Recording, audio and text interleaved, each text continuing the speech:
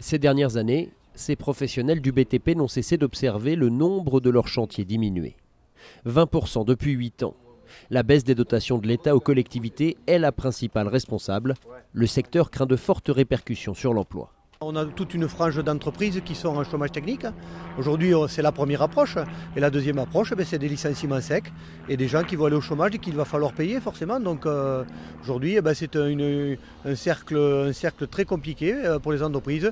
Face à la baisse des dotations de l'État, les collectivités limitent les projets immobiliers.